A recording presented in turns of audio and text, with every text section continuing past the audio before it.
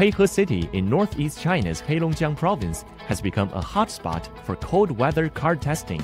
With extremely cold weather, the roads and rivers in Heihe are frozen for more than 200 days per year, making it a real-world lab for winter testing.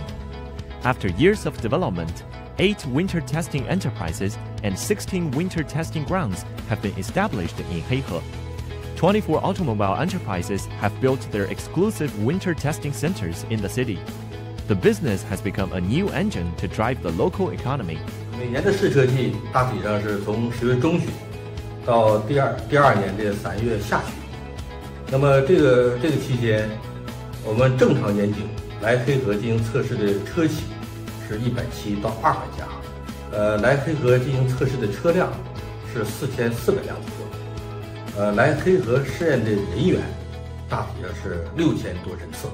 我们试车厂的直接收入大体上是1.7到2个亿这个水平，那么就是餐饮、住宿、石油、交通、购物，这些间接的收入大体上是4.5个亿左右。